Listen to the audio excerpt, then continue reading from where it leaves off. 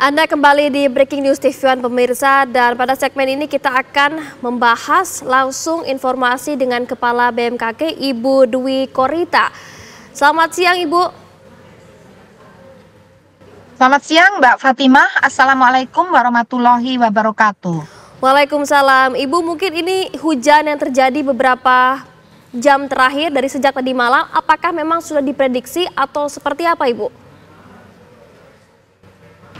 Benar sekali, jadi sesuai dengan perakiraan atau prediksi BMKG sepekan yang lalu, yaitu sekitar tanggal 27 Februari, kami menyampaikan adanya potensi peningkatan intensitas curah hujan untuk sepekan ke depan mulai tanggal 28 Februari hingga tanggal 6 Maret. Dan ini sangat dipengaruhi dengan aktifnya gelombang ekuator, Kelvin dan Rossby, serta munculnya sirkulasi siklonik yang ada di barat daya Bengkulu, di Samudra Hindia barat daya Bengkulu. Hal itulah yang memacu terbentuknya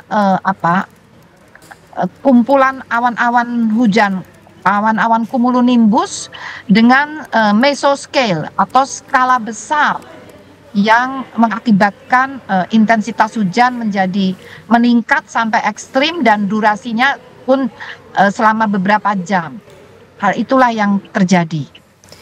Iya, Ibu Dwi Korita tadi disampaikan bahwa perkiraan dari BMKG curah hujan ini akan terjadi hingga 6 Maret ya Bu. Ini berarti masih ada 2 hari lagi. Apakah trennya ini semakin naik atau bagaimana Ibu? Jadi kami memperkirakan intensitasnya masih cukup tinggi. Yang kemarin terjadi itu tercatat ternyata sudah melampaui 190 mm. Jadi mencapai 232 mm. Nah, kemudian jadi mungkin selama sehari 2 hari ini kurang lebih masih cukup tinggi. Namun kemudian akan cenderung melemah. Katakanlah setelah 2 hari ini ya, atau setelah sehari 2 hari ini akan melemah, mulai melemah. Namun setelah melemah, kami memprediksi sekitar tanggal 11 Maret itu diprediksi akan meningkat lagi. Dan dikhawatirkan peningkatannya bisa melampaui yang saat ini. Itu jadi 10 hari ke. Baik.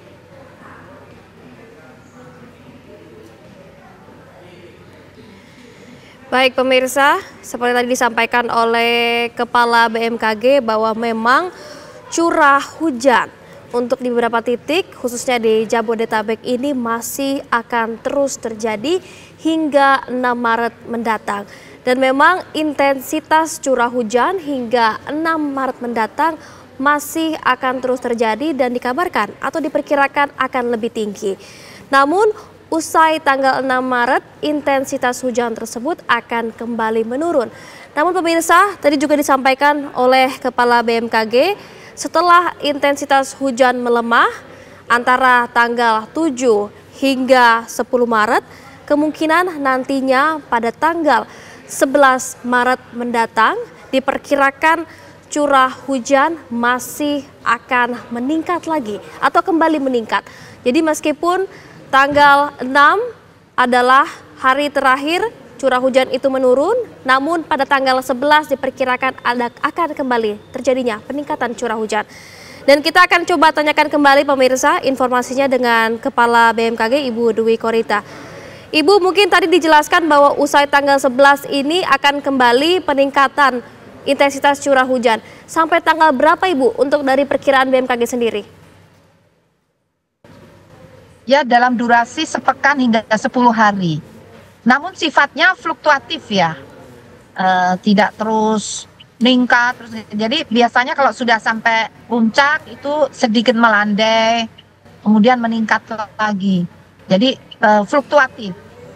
Diprediksi selama durasi sepekan lagi atau sampai 10 hari kedua di bulan Maret. Demikian. Baik, Ibu tadi sempat disampaikan bahwa memang adanya kemungkinan dilakukannya modifikasi cuaca untuk menurunkan intensitas hujan ini. Ini seperti apa, Ibu?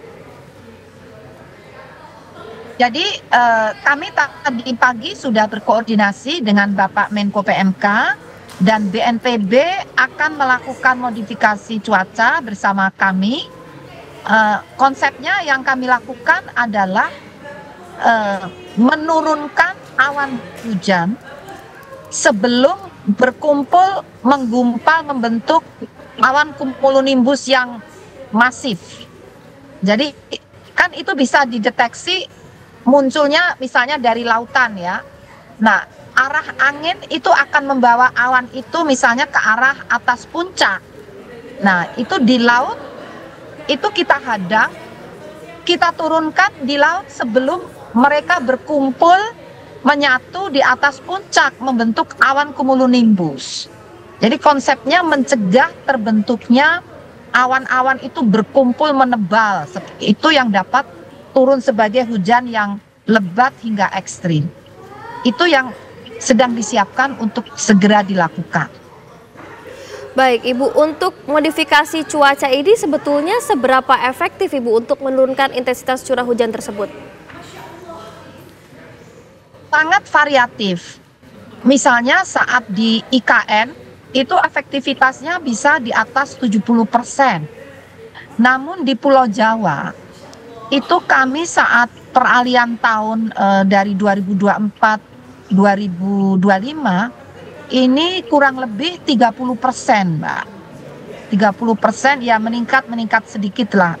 Tapi nggak sampai lebih dari 40%. Karena saat itu memang berada di puncak musim hujan.